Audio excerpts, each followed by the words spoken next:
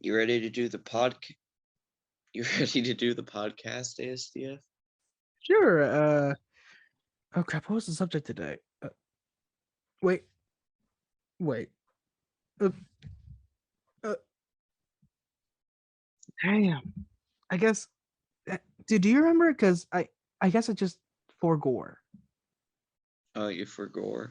I Man, that forgore. sucks. I think we're doing some of our favorite guilty pleasure superhero movies, like bad ones that we like. Yeah. Okay. I see. I'm sorry, listeners. I forgore.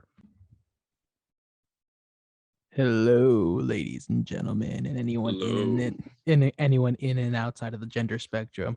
This is ASDF Batman working with a very special guest of mine, the BC, I during don't feel your like I'm favorite special anymore. podcast. You I are don't. special. You're my favorite guest. You're that I'm on. special. This is my fourth time. I'm kind of No. just.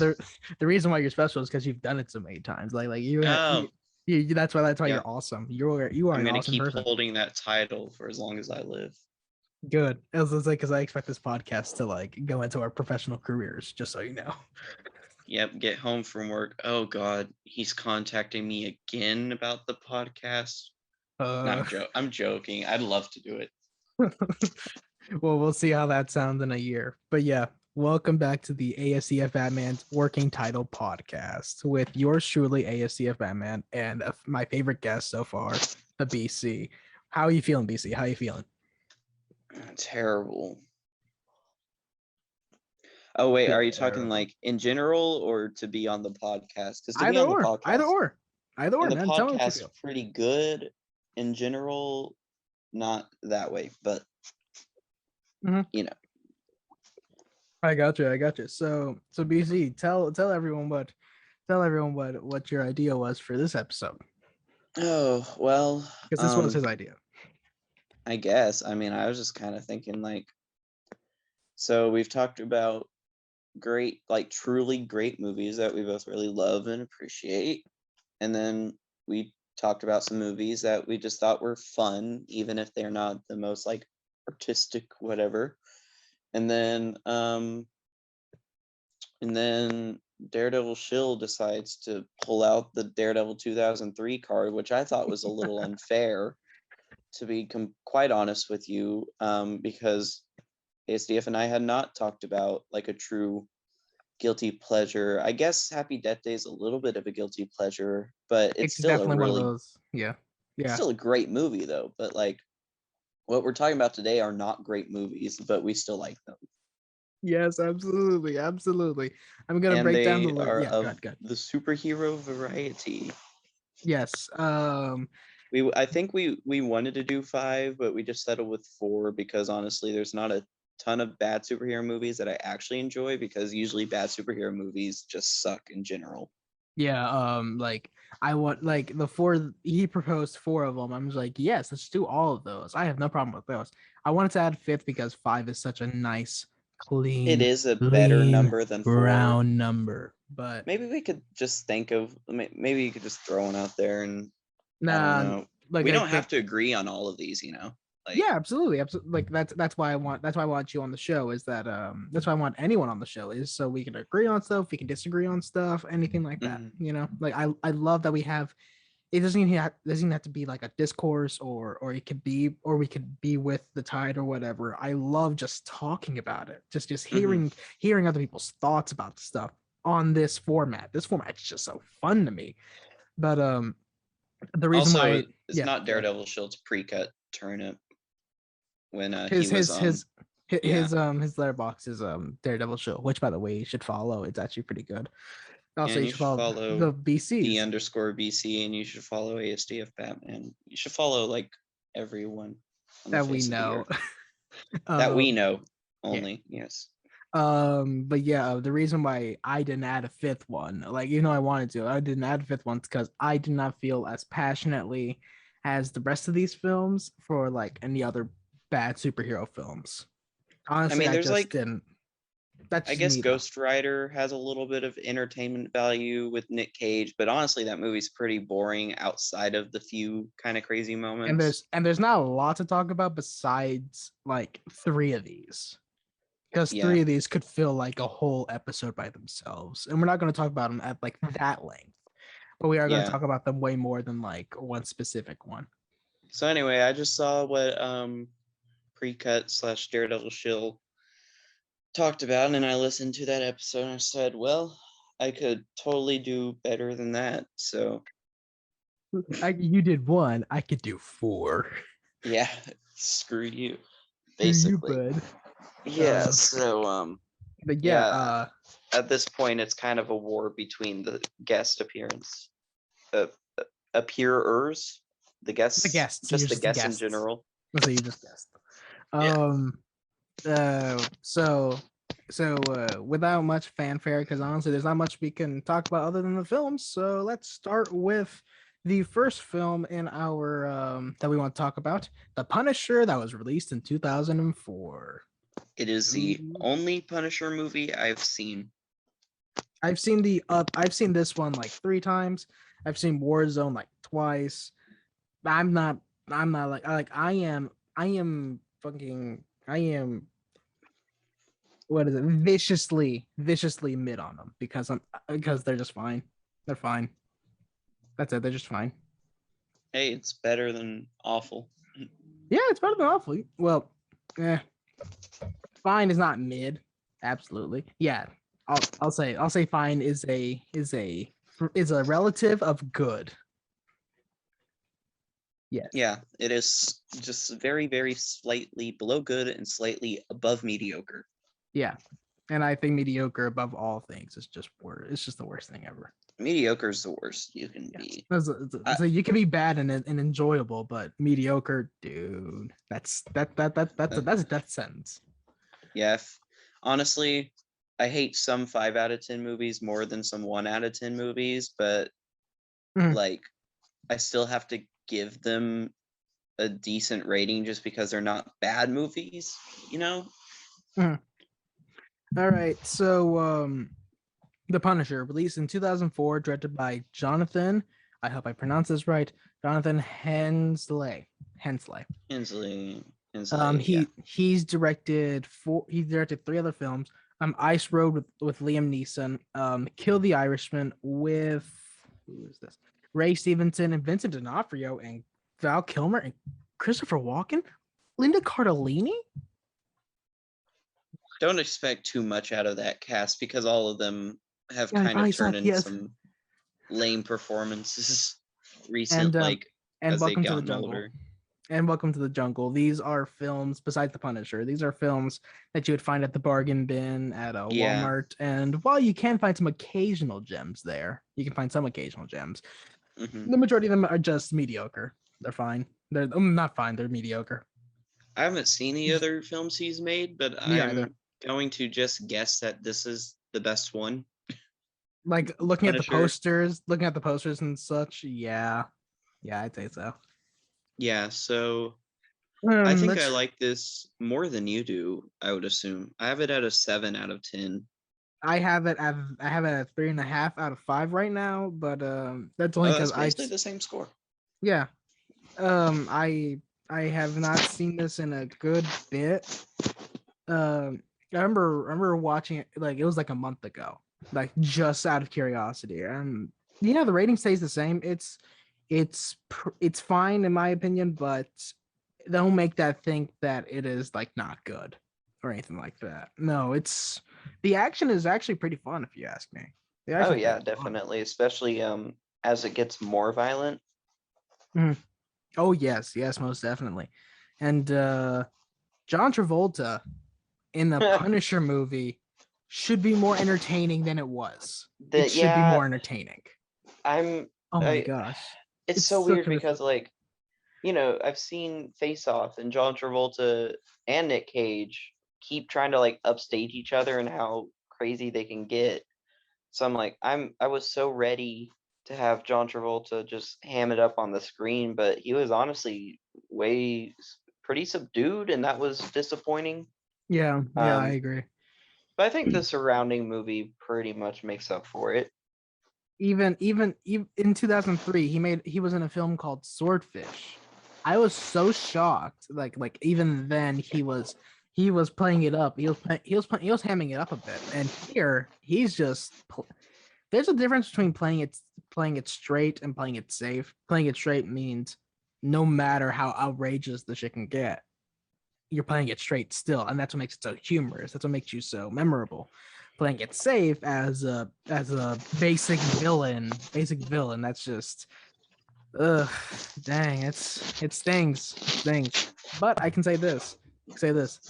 There's like if there's any comic book movie that was a comic book movie or tries to be a comic book movie, this film takes the freaking cake. I don't think it succeeds fully, only because the action is freaking insane and the one-liners, dude. Oh my god. This is like the first film on podcast where I had to point out the one-liners.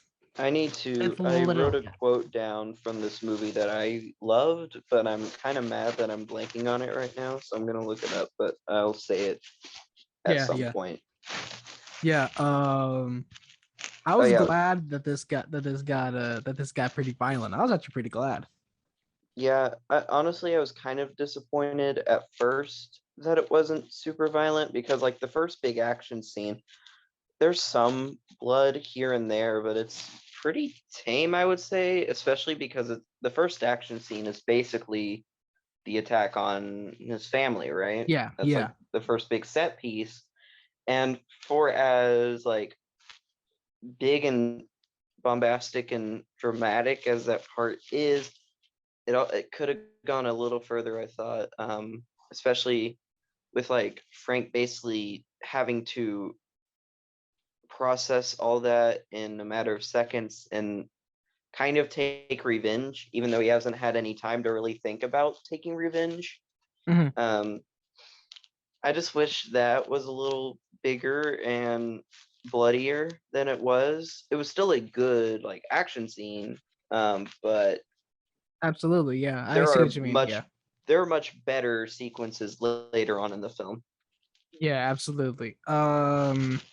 But yeah, I honestly don't have much more to say past that. The story is just fine. I didn't really find it to be. That's only because as the Punisher as like a character for me, I don't really read much comics. I don't read many at all. But I hear that he's very, very conflicted and complicated as a character in the comics. He's like that here. They bring some of the avenging a family. Like that is definitely complicated for a character. That's that, and that's a lot of things for them to go through. That's what's in the Punisher goes on revenge.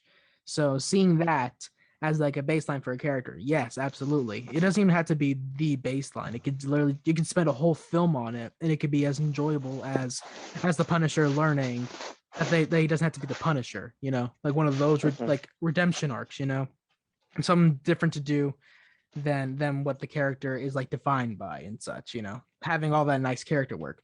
You don't even need that here. You can just have some awesome action set pieces, and you're basically set. And that's what this film does. It has some really good action set pieces, some really good ones. Yeah. So I guess that brings up like in superhero movies in general, I kind of wish would stop doing origins. I guess for the really, really out there type characters, like I understand why they had to do like Doctor Strange as an origin movie. Yeah.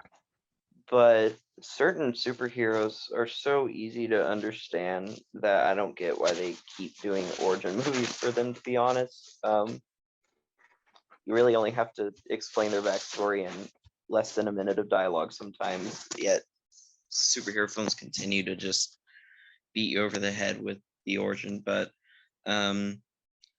yeah, you were talking about one-liners in this movie, and the one I wrote down was God's gonna sit this one out. I think another character had said something about like God have mercy or whatever. I can't remember exactly how that whole scene went, but yeah, Frank Castle turns to him and says, God's gonna sit this one out.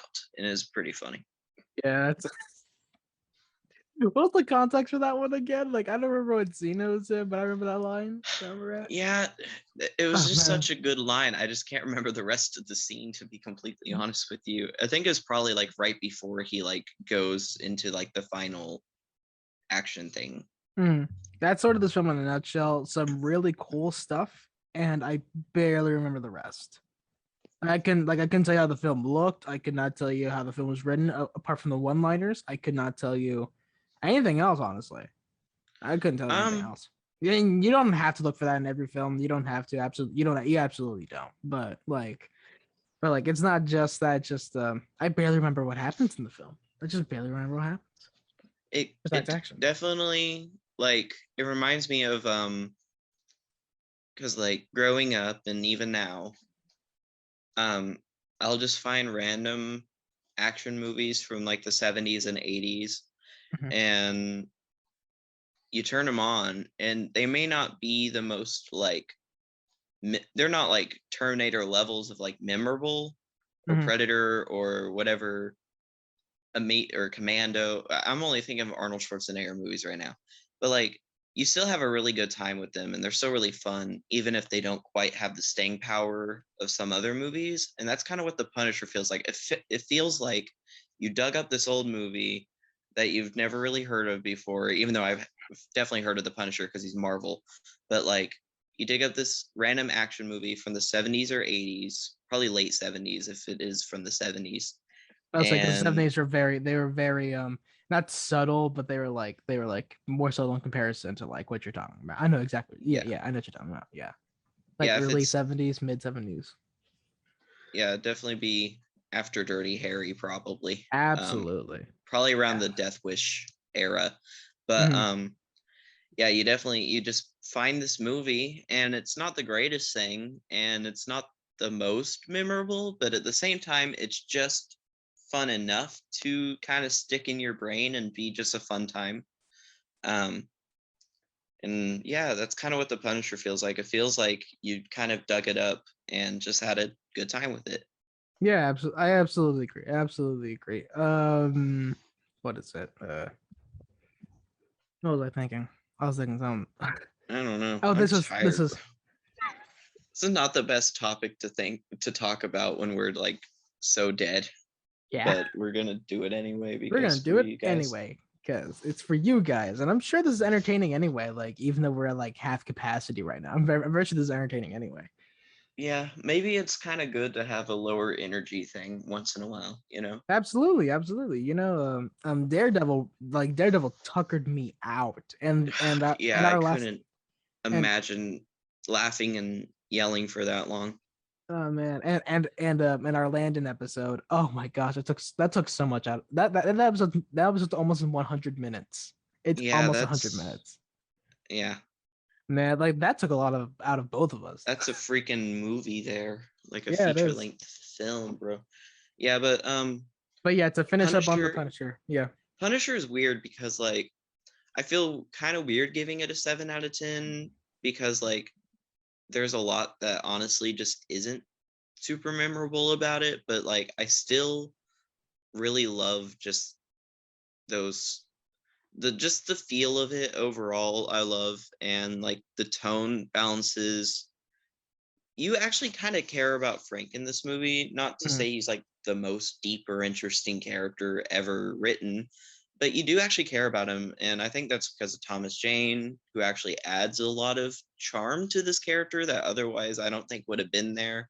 I think the Um, physicality, like from what I've seen from oh, definitely. like from comic panels that I've seen, Thomas was a great cast. I am Oh, surprised. Thomas is awesome. I'm surprised not a lot of people talk about his casting. I am surprised because I Didn't remember. he do a short film a few years after this? Yes, he did. And Yeah, he I reprised actually his role? yes. Let me find it. Hold up. I have it right here. I have it right here. If we're doing multiverse stuff in the MCU, I definitely want to see Thomas Jane return as the Punisher. it's called Dirty Laundry. Yeah. Okay, cool. I'll have to see if I can find that on YouTube. I probably can. Yeah, yeah, you probably can. But yeah, to finish out my thoughts on Punisher, Punisher is a film that I feel the same way. BC, I feel the same way that it's weird to give this a to give this a 3.5 out of 5. It feels very weird, but I do agree. The vibes of the film are definitely they're definitely like they're not just consistent. They're vibes that I just vibe with, and Hmm. as a whole, I do think like there is a place for this film, and it's just to be an enjoyable action film, a very enjoyable action film with some nuggets like Thomas. There's a nugget right there of a really good performance. Like you said, Hmm. you care about him and everything. That really does add to the film's experience. But it's like me with a Scouts Guide, except I wouldn't show it to a friend. It's just that I just don't think it's as rewatchable, Hmm. even though I've seen it more than you. Yeah, but yeah, I like Thomas's performance. I like a lot of the action scenes. Like pretty much every action scene is either solid or really dang good. I love especially the Russian fight in the apartment. That Yes, was yes, like yes. honestly that it feels weird to say, but that's honestly one of my favorite fights in a superhero movie ever. Oh, it's Um, not weird at all. That's actually a really good take. I like that. it's That's pretty such a cool. good action scene, and it goes on for a while, but at the same time, it just keeps this consistent pace where it's just like because a lot of action scenes, especially in the more modern blockbuster type movies, they can kind of just feel like they're going on forever, and it's just like mindless. Whereas this one actually it goes on for a long time, but you have just there's such weight and gravity to the situation while also managing to be kind of fun and goofy too. I don't know, it just blends fun with seriousness in a very interesting way that I thought was pretty compelling, and it kept a good sense of pace about it. And I like the movie overall. I like the supporting cast too. I thought they did a pretty decent job. John Travolta could have been more fun than he was, but overall, I do like this movie. Yeah, I think it's a very serviceable comic book film, revenge film that has a really good lead performance. I'm I just glad it got an R rating. Like I'm glad Same it here. Oh my kind of went gosh. for it. Yeah. Oh my gosh. Same here. You have no idea I how guess it relieved I am. could have been a little more violent than it actually ended up being, but that could have just been a budget thing, or maybe there were more violent scenes that had to be cut. I can't tell you exactly because I don't know the history of this production, but Yeah, either. But yeah, your score stays the same, BC? 7 out of 10? 7 out of 10. I mean, it's probably more of a 6 out of 10 movie, but I'm just gonna stick with a seven because I like it and appreciate it and enjoy it. So I think I might change mine to a 6 at some point. oh Like, yeah, totally. I mean, in terms of actual quality, it's probably a six. But you know what? I'm just giving it an extra point because I like it. mhm. Yeah, that's the film that we didn't have a lot to say. And now, Yeah, we had a bit to say. like in comparison to the other things we're Yeah, gonna talk true. about. Uh, Next, let's How are we talk gonna? about. I have no idea. Hold up. Yeah, how are we gonna decide this? Yeah, Let's talk go Fantastic ahead. Four. Let's talk Fantastic Four. Okay, that's a Like good. like That's a good. that's a good Made start. it only a year later, and also Marvel Comics, so that Mhm. works. Yeah, yeah. So Fantastic Four came out in 2005. It's 2005. the first it's not the first Fantastic Four live action No, Fantastic Four film. That's right. you have the That came from the Corman thing. 90s. Yeah. 94. Yeah, Hold up. Let me I still see. have not seen that. I need to hunt it 19 down on online or something. Yep, 1994. Yep. I think it's on And YouTube, like for free. I could be hold wrong up. though. Let me see. Yes, you are. Yep, you are right. Yeah, It's in a review right here. Yep. yeah. It's not officially distributed by anyone. I don't think. Corman, his production house made it. Hmm. I don't Yep. know. We're not talking about it because we haven't seen it. So just move on to 2005 This when is fun. This is funny. The guy who made the we already talked about this last recording, but Tim's story. Tim's story. He I has an completely forgot interesting about that. career. I Yeah, actually hold up. like some of his movies, to be honest. I like Barbershop. Which Barbershop kicks butt. Barbershop kicked butt. did he Absolutely. do one or two or both? He only did one. Okay, yeah, one is the best one anyway. So, I like the third one. I like that one a uh, lot. it didn't work for me to be honest with you. Like, Pain. Suffering, Nicki Minaj anguish. and everything. It She was honestly one of just the best annoyed parts of the me. film. Screw you. Uh, okay, the best part of the entire series though is Cedric the Entertainer. Like Absolutely. Like when that he man does dies, I'm wonders. gonna miss him. I'm gonna miss him. He does wonders for that series. But yeah, he's let's go through his career, shall we? Before we get Yeah, into the meat. it's Fantastic interesting. Four, both films, with Rise of Silver Surfer. Rise of Silver Surfer. Yeah. Tom and Jerry, Ride Along. Yeah. Shaft, Ride Along too. I did not know he directed that one. I did not know that. Shaft with Samuel Jackson. Yep, all three Shaft. And let me tell you, you're not missing a lot. If you haven't seen it, you're not missing a lot. Taxi, the one with Jimmy Fallon. Oh, yeah, and Queen Latifah. Yep. Yeah. Barbershop, Think Like a Man.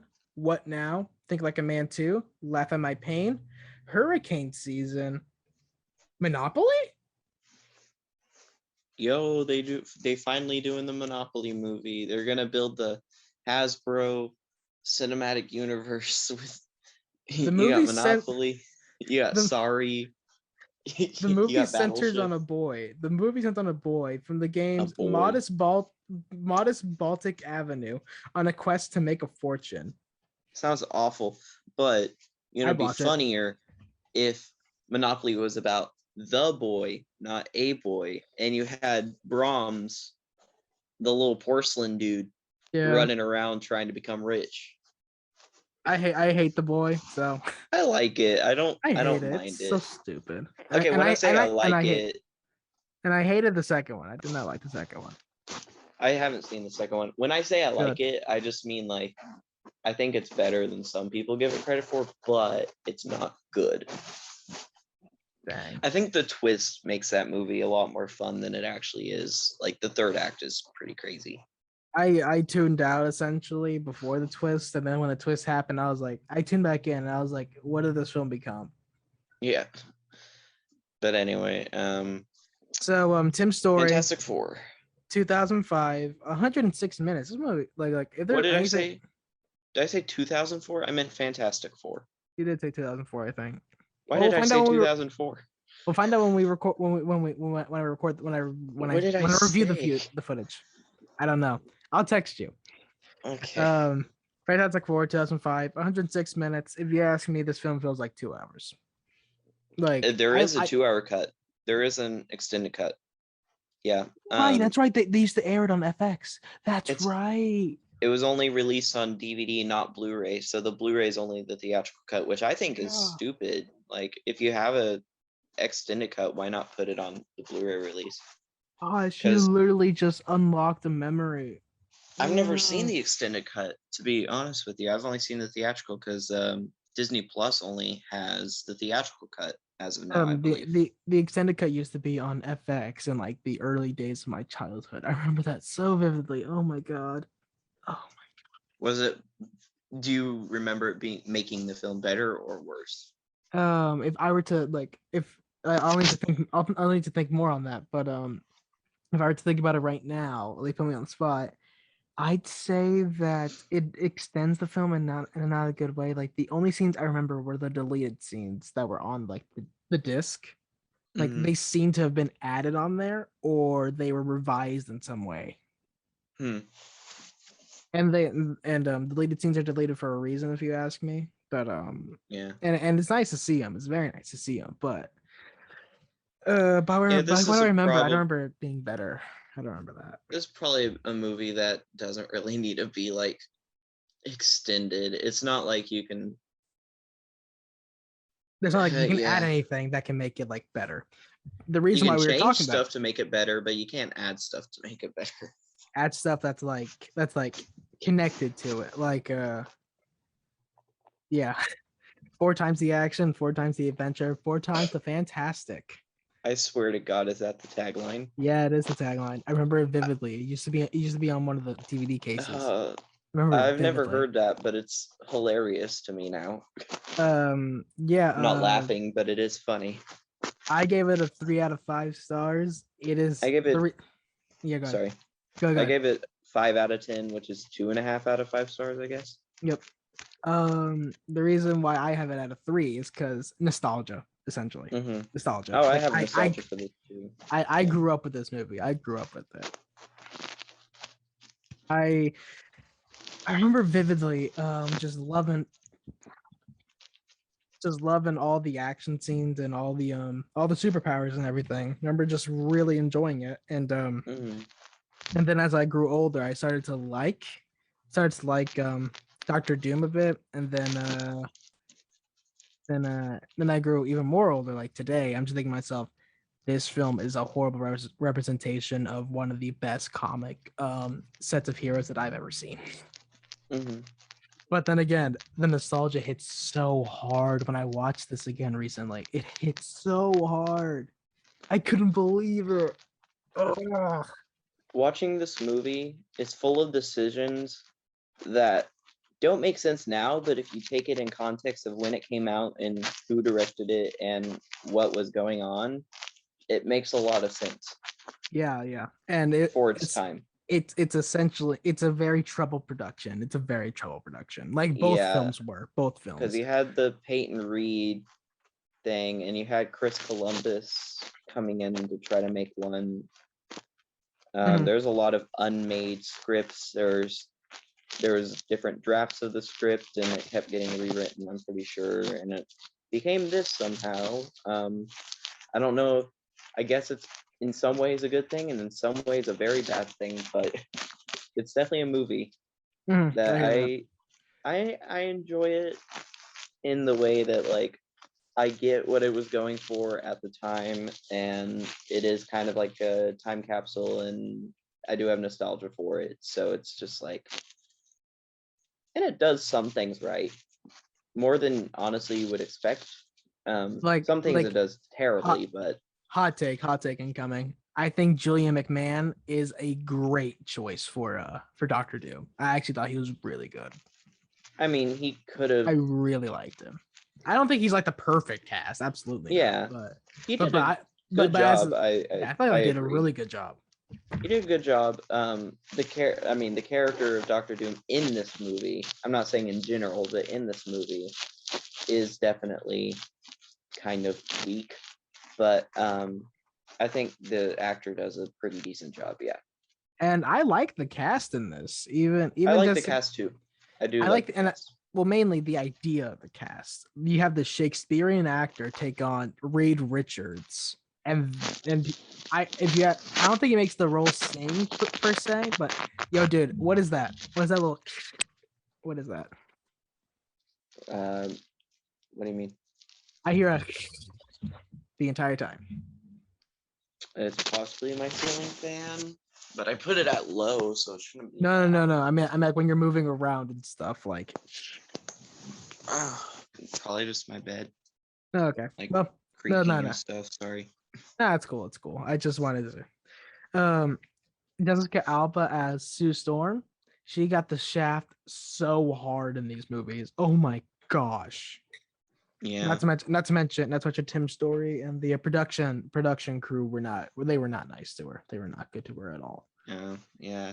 I haven't Like, really heard a lot of production information about this, but that sucks. I mean, you can definitely tell there's not much given to her on purpose. yeah. That's what makes it really sad. Is because Jessica Alba's actually a really great actress. I think she's actually awesome. It's just that dang, she gets the shaft so many times, and it's actually really frustrating.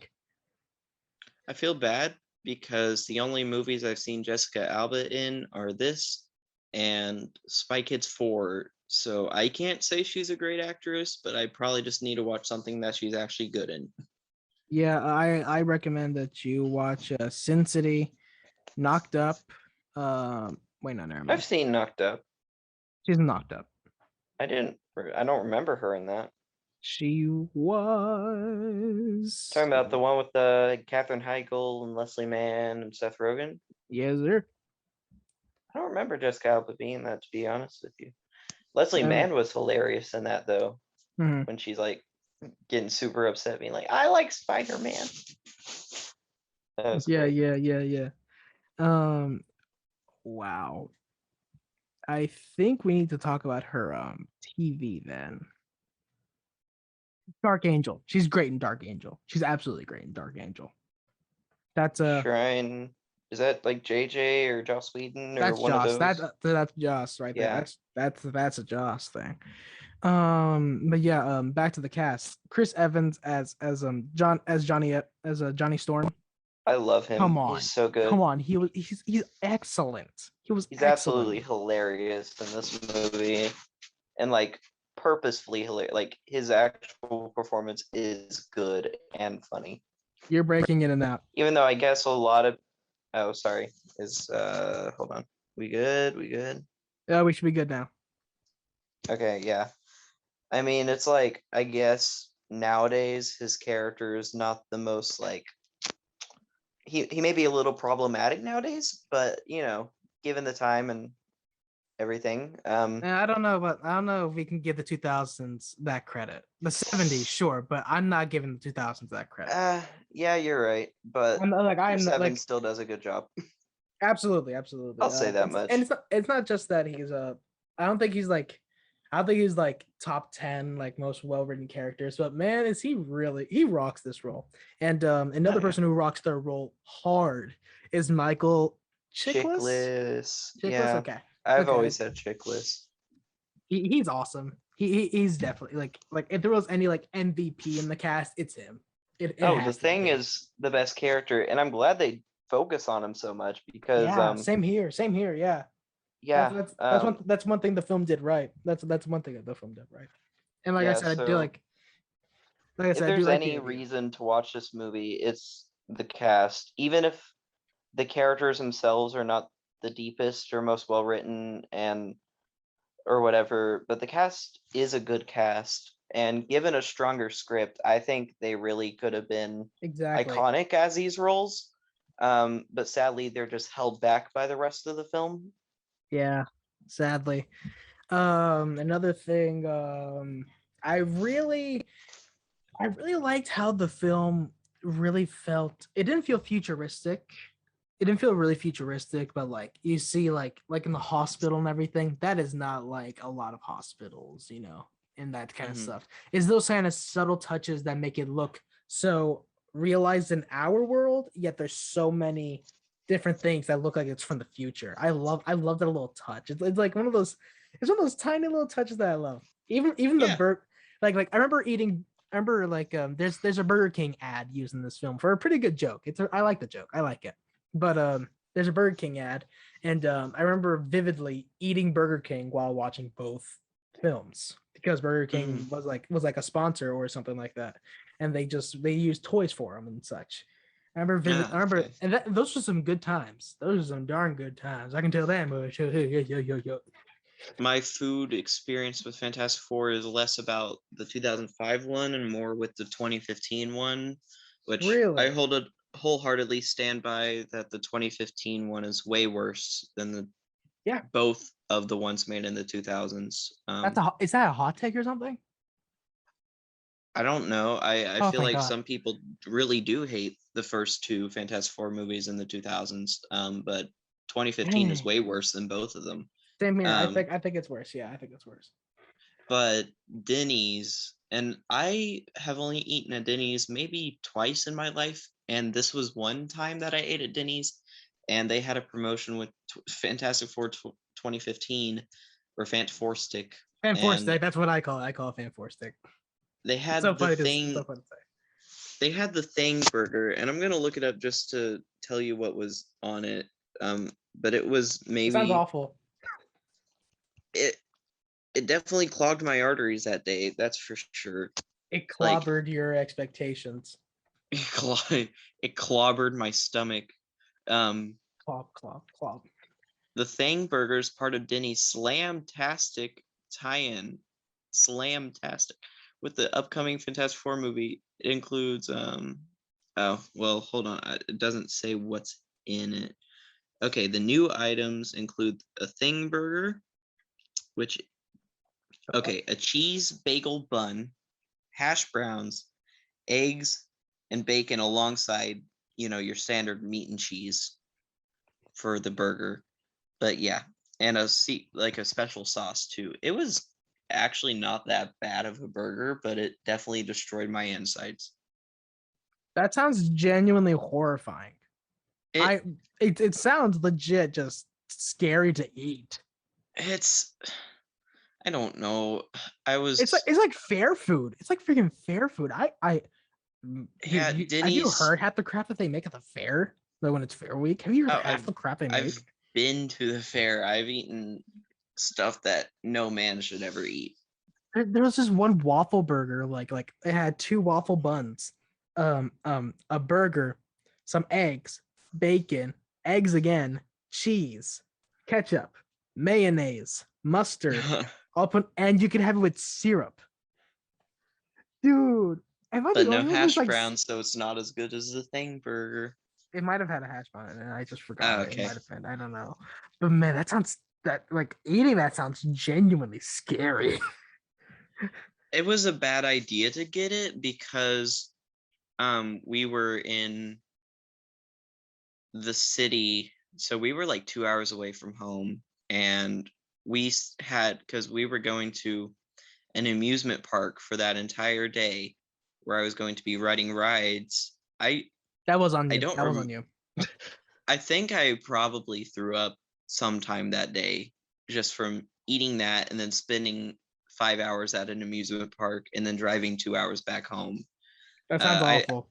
I had to have been sick by the time I got home or during one of the rides. I can't. It's I was young, it was six Mm, years ago, but um, yeah, yeah, that yeah. was interesting. But yeah, 2005 movie is good, but I do appreciate it in certain ways as a kind of a different movie. If I ever get tired of your MCUs and X-Men's and DCEUs, it's kind of fun to go back to these as just like kind of nostalgia trips and guilty pleasures. And they're not great, but they're kind of fun. Absolutely, absolutely, wholeheartedly agree. It's a film based on nostalgia for me, and I genuinely do think that with the these are the right pieces.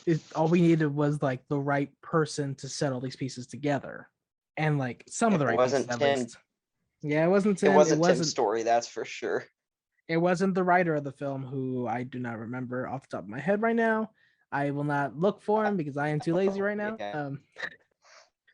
Also, I you're think going in now. Chris Columbus could have made a decent Fantastic Four Same here. because he was in talks to direct one, and I think that would have been a good choice because it may not have been the most, because Chris Columbus, he's a director he's not gonna change the landscape with anything he does, but he always makes really solid, or usually makes pretty solid stuff. Like if Fantastic Four had the same vibe as Harry Potter, but for a slightly older audience, Mhm. I think that would have worked pretty well.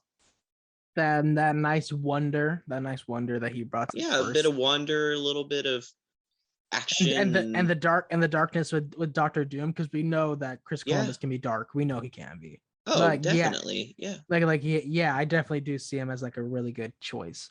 But And I would yeah, have loved to have seen that come into fruition, and he actually get to make that with a hopefully a solid script yeah, uh, I was about in to say, hand. saying he can write scripts. Absolutely, it's just that Oh, he's written quite a lot, yeah.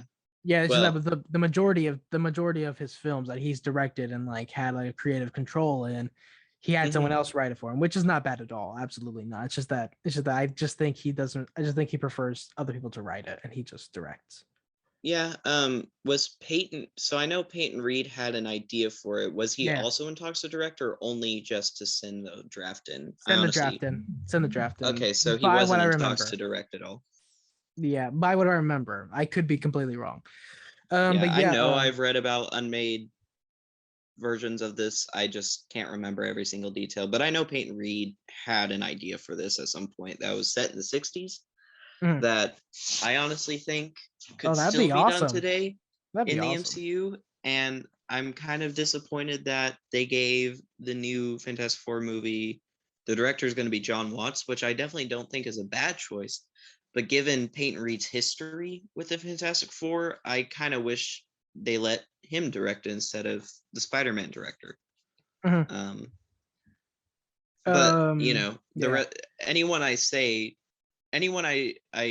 give this opinion to, saying that Peyton Reed should direct Fantastic Four, nobody wants to agree with me.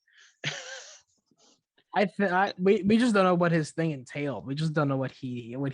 He has not gone to specifics at this recording, and don't think he ever will. Honestly, I don't think he will because of John Watts. Just hearing Fantastic Four in the 60s is enough to get me kind of excited, though. I hear that. But yeah, final thoughts on the film. BC, you go first. Oh, I like it in the way that I don't think it's good, but you know, it's definitely a movie that I can watch and just feel nostalgic about. It's just an odd movie. I think it tries to play more as a comedy than a straight up action movie, which sometimes works in its favor and other times doesn't. The cast is really good for the cast is good.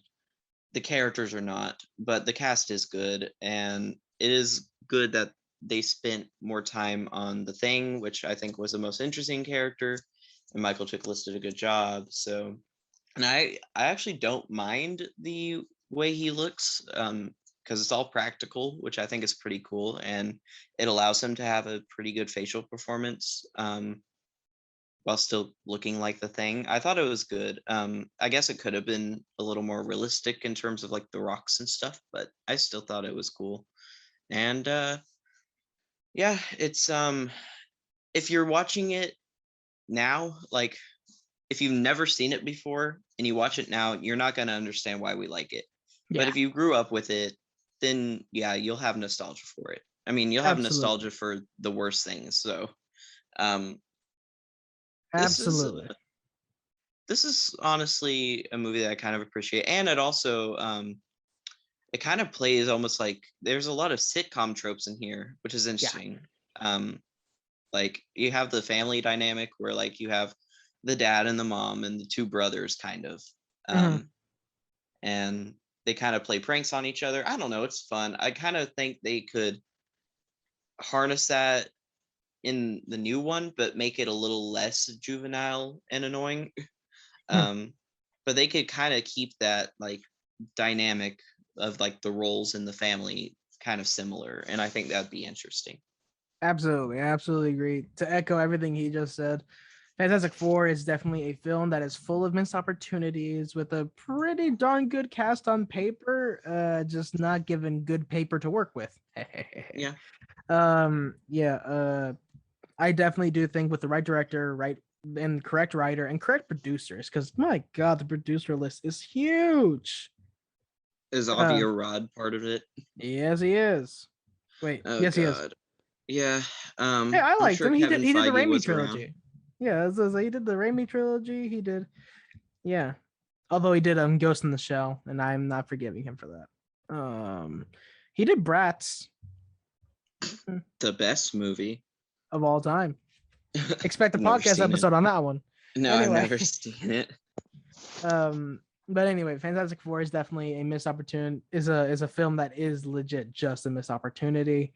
Good cast, good ideas. I like he said, the sitcom thing. Absolutely, I absolutely think that with some tweaking, it could be a genuinely great film or series. I'd love to see that would be a fun series. That'd be fun, like, and not just like a sitcom, like put a canned laughter and something. Nah, like not at all. Like just as a show. That'd be really fun. Sorry, Lucy's barking. Lucy is welcome. Yeah, that's our thoughts on Fantastic Four. I believe that you're still sticking around to 2.5. I mean, 5 out of 10. 5 or 6. You know, it's somewhere in there. It's not good at all, but I do like it. I guess. Yeah, kind of. I'm at a 3 out of 5, and the next film is Batman Forever. Now this is one that I genuinely kind of love. I don't want to full out say I love it, but I really enjoy it. I love it. I had it at 4 out of 5. I love this movie. I love it. I have it at 7 out of 10, so 3.5 out of 5. Mhm. Actually, I'd put it above The Punisher though, even though they have the same rating. But like in terms of like which one I'd rather just watch over and over, it's definitely Batman Forever. Mhm. So exactly, Batman Forever is like one of the most rewatchable films I've ever seen, and I'm sure I I'm very sure I just spoke sacrilege to a bunch This of people. movie is way better than the 1989 Batman. I don't care. It's better than the Now that 1989 is a Batman. hot take. That is a hot take. I don't Batman agree with it, but that is. Returns is the best 90s Batman movie, or like that era of those 4 Batman movies. Batman Returns is at the top, then Forever right below it, and then 89, and then Batman and Robin is the worst. That's a lot of pain for Batman, though. That's a lot of pain. Hold on, let me see this. Jim So Carrey is the best thing to ever walk this earth, and he does such a good job in this movie. I love the story that Jim shared about seeing Tommy Lee Jones outside of work. It was like before they started production, and then he walks up. They're at a restaurant, and Jim sees Tommy Lee Jones, and then he says that you could see from that far away his face turned completely white. The blood drained from his body. They walk up, then they give like an awkward hug, and then Jim Carrey's, and then, I mean Tommy Lee Jones says, "I cannot." I'm sorry. I'm sorry. I haven't heard this. Continue. I want to hear the rest Really? of this. You have not heard of this? He Hold on. cannot I what? can I cannot sanction your buffoonery. It is. That's such a time. I don't know why, but I can just imagine Tommy Lee Jones saying buffoonery in all seriousness. And here's the thing: Tommy Lee Jones is constantly trying to upstage Jim Carrey or even match him in the movie, and it's genuinely funny. It's so funny because you're watching. When you get genuinely great performances, they bounce off of each other. These are polar opposites trying to be the same thing, and it's so just so goddamn funny. It is so funny because, like, yeah, you're right. They're constantly at war with each other, trying to be the zaniest and weirdest and craziest that they can. And Jim Carrey totally wins because he's Jim Carrey. Yeah, absolutely. But it is funny to see Tommy Lee Jones try to act almost like Jim Carrey, or at least like a 60s like kind of crazy, character. Something you could find in like the Adam West Show. And Also, yeah, go ahead. Sorry. Also, this is probably the gayest movie I've ever seen in my entire life. Oh God, yeah. This is one of the gayest films I've ever seen. Yeah, every movie Joel Schumacher makes is pretty gay. I mean, have you seen The Lost Boys with the That's probably his gayest film. That's probably his leather, gayest film. the shirtless dude playing the saxophone with the ponytail and the leather pants. I thank Joel Schumacher for that image, for that moving image. I think. Oh, Lost Boys is one of the greatest queer films of all time, in my opinion. Absolutely. It's so good. Even Phantom of the Opera, a film about a hetero couple, in the middle of the center of the film, is probably one of the gay. It has some of the gayest production design I've ever seen in my entire life, and that's not even putting in the nipples, because man loves nipples.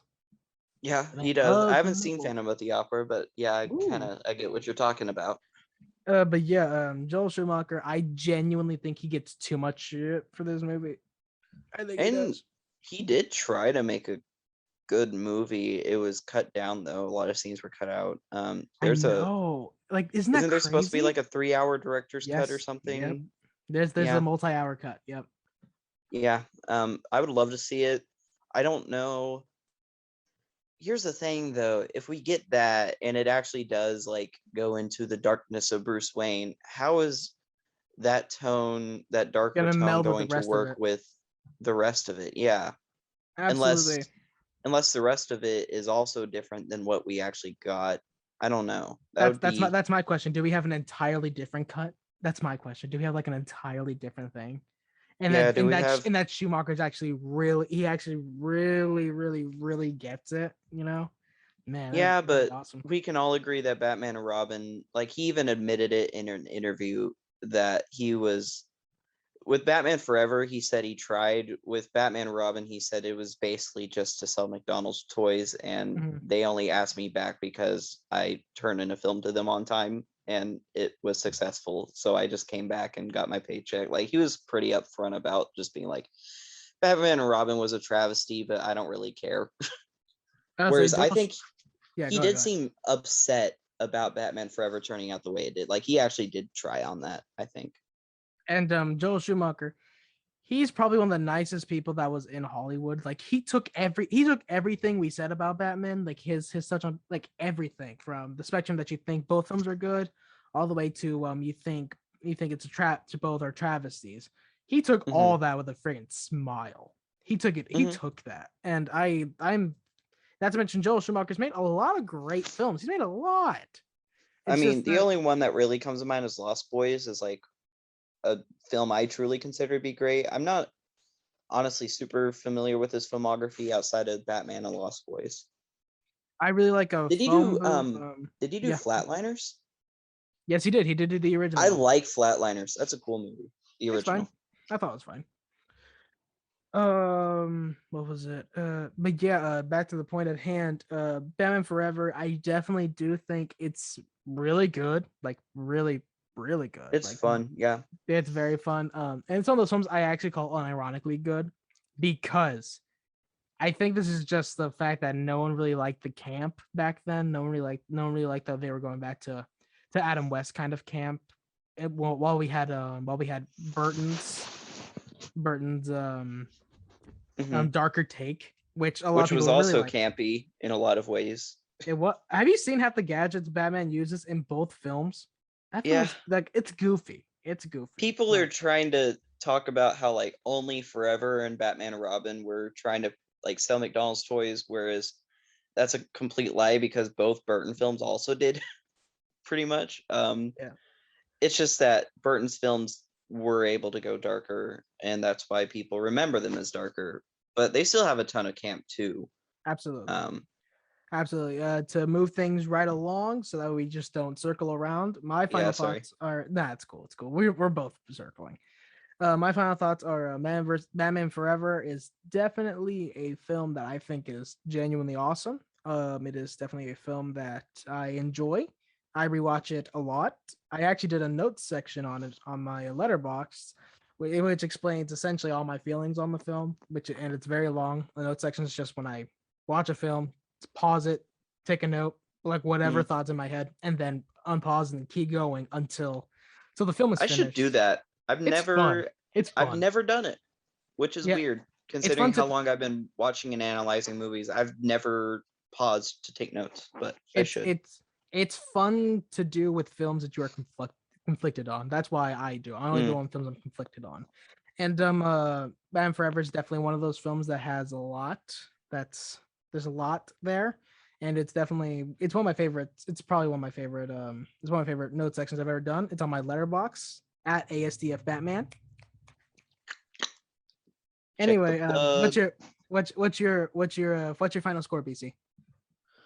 7. I like it a lot. Or maybe 7.5.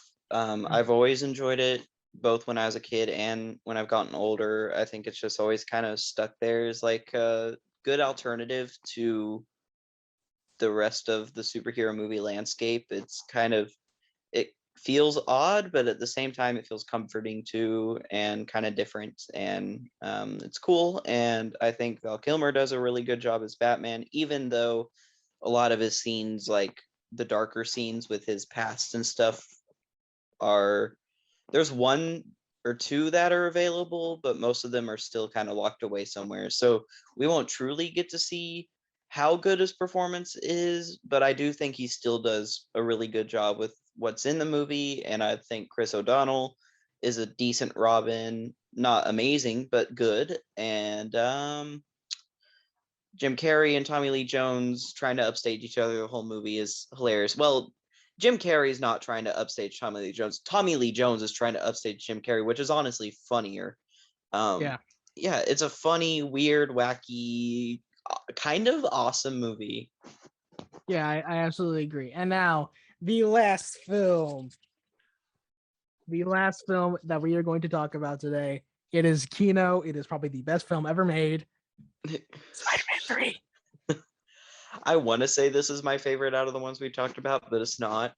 My favorite's Batman Forever. My Yeah, favorite I'd put Batman. Batman Forever over this any day. But Spider-Man 3 is definitely a meme amongst our friend group, our movie friend group, and Just friend group, yeah. it's a movie that honestly, if I speak poorly about it, then I'm going to be yelled Assassinated. at for heresy and blasphemy. Basically, Soda Pop Red is going to turn into General Zod from Man of Steel, where he's like, I will heresy, find I will find him. I will find him, And heresy.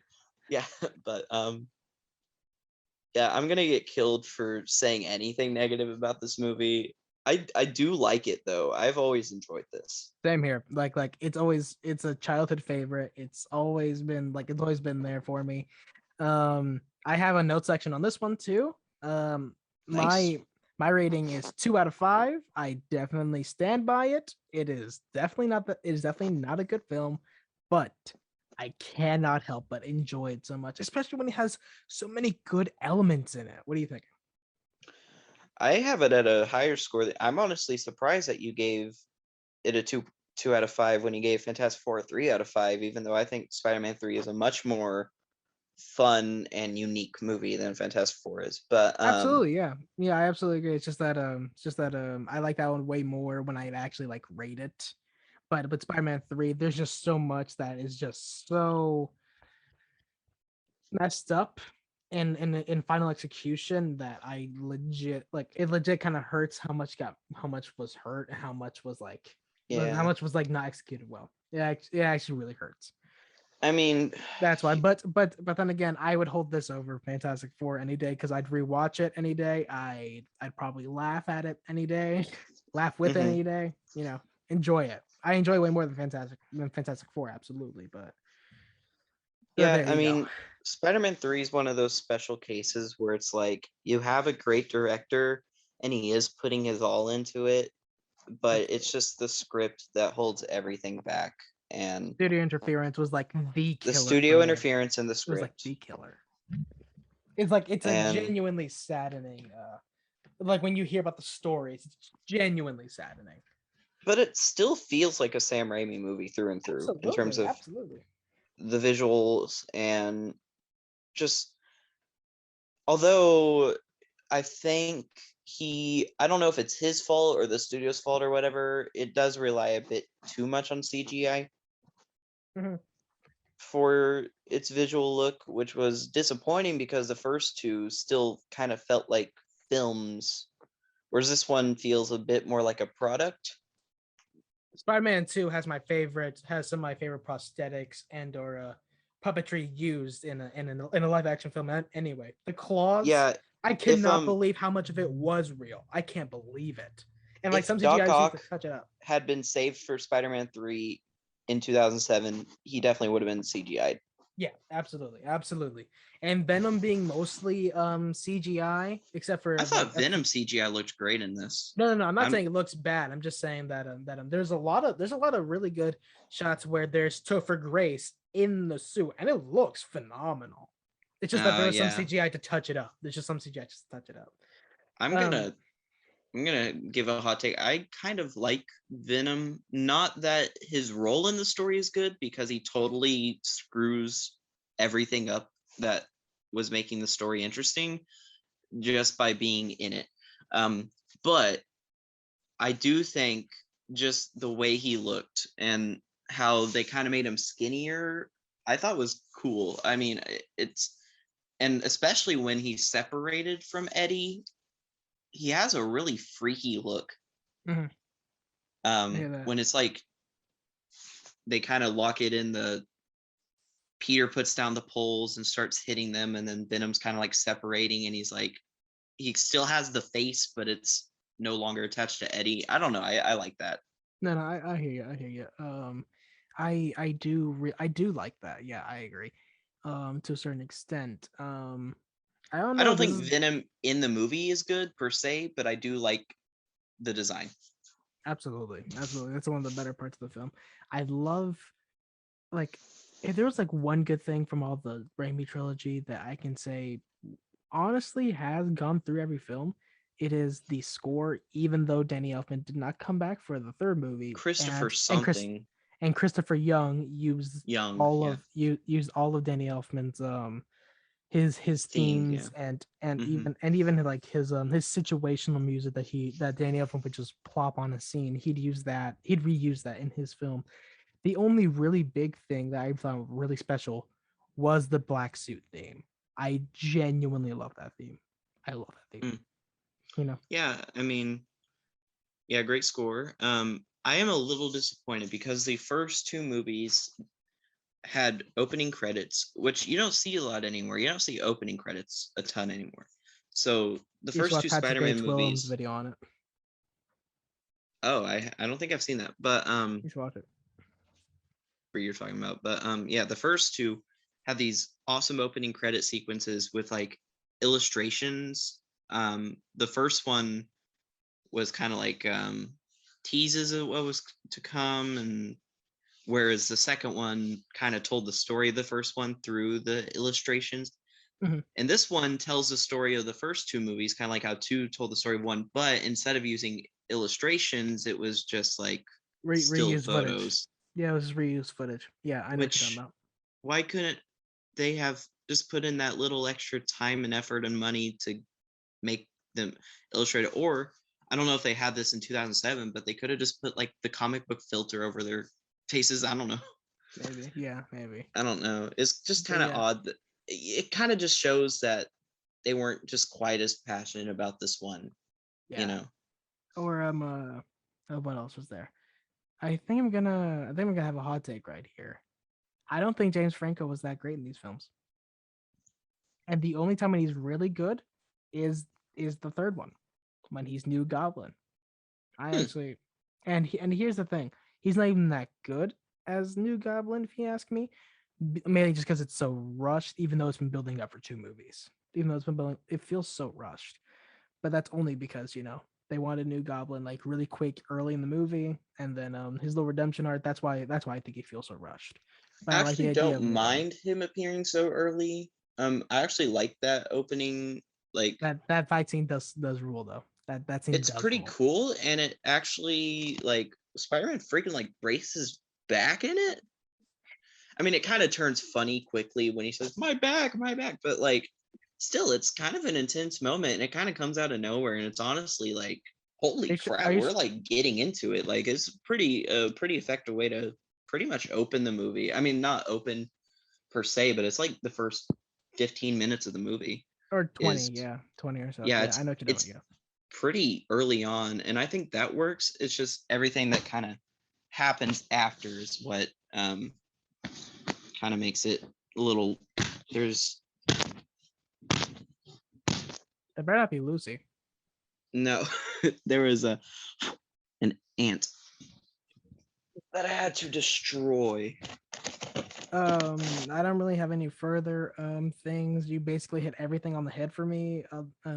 If you want to read, I do have more feelings, but if you want to hear I'll more about definitely read. those, if you want to hear about those, you BC or you listener, I definitely recommend Hmm. that you read my notes section on it. It was my favorite. For It was my sure. first ever notes section, and it basically it's as thorough as I could have ever made it. And BC, you knowing me, I like to make things thorough. So Yeah. Um. final thoughts for me.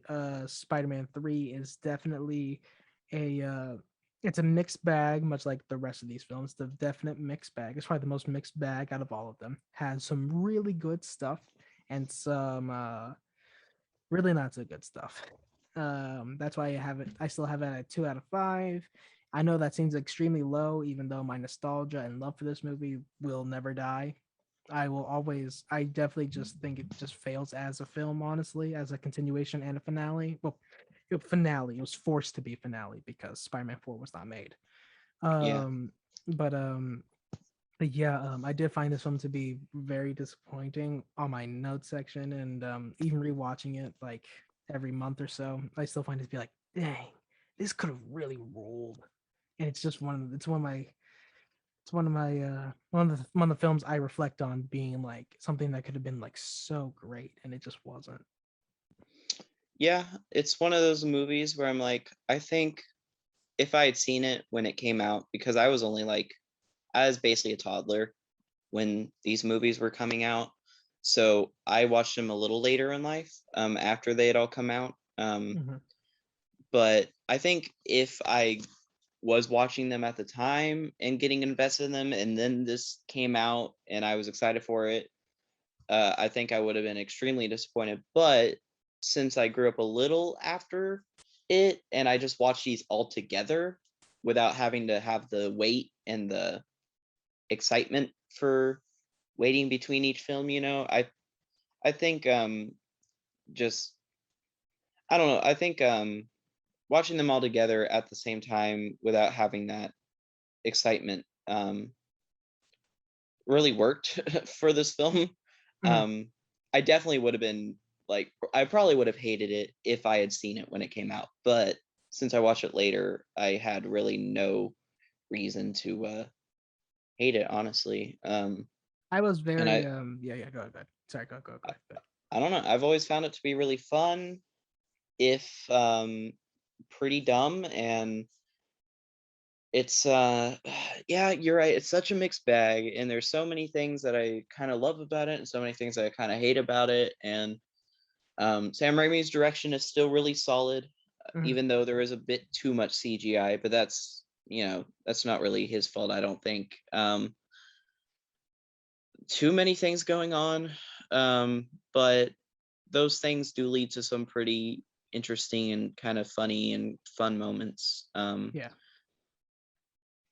It's definitely, yeah, it's a mixed bag. It's one that I love to kind of meme on and love to joke about, and even sometimes kind of love to watch just because of how weird it gets in certain areas. But at the same time, the first two are way better in every single way, and it is a missed opportunity in a lot of ways, but it's still fun. I still like it.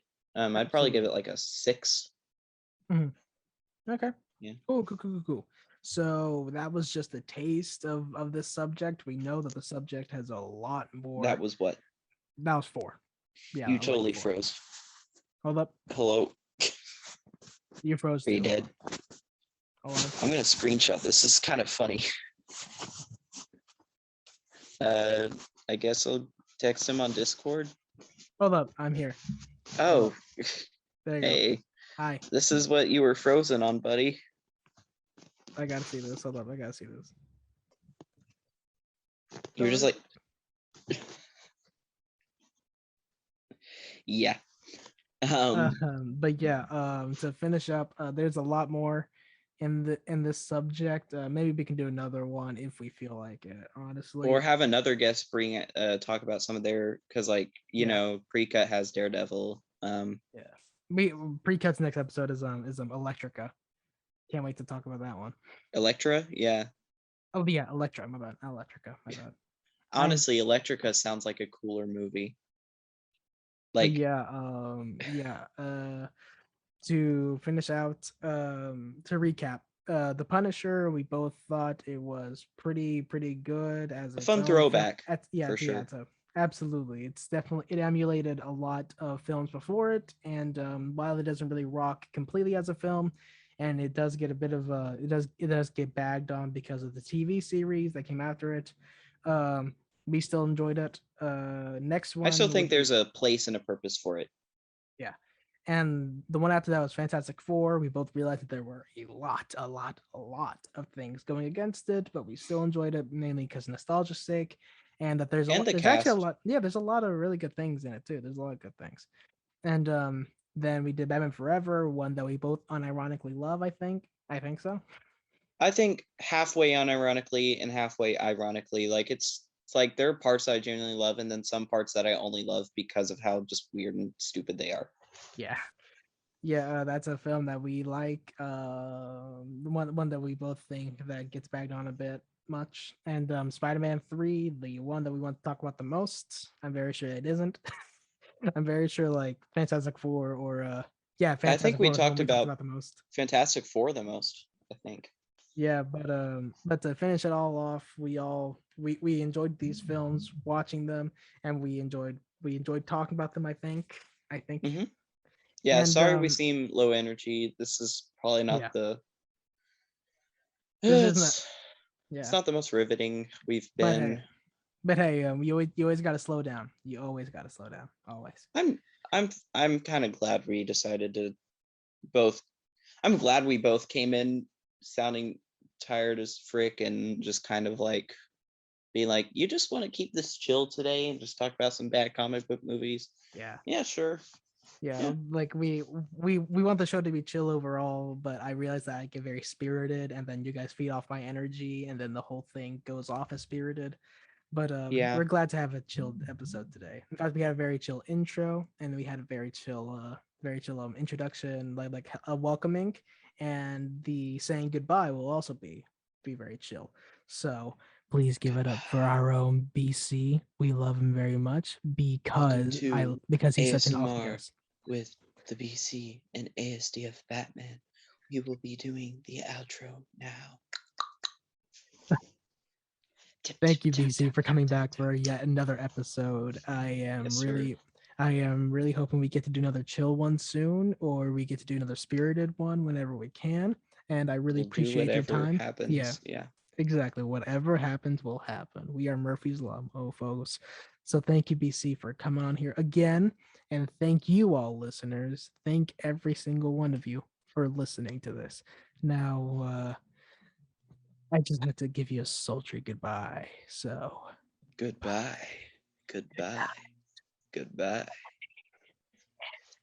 We don't saying you are greatly appreciated. Thank you.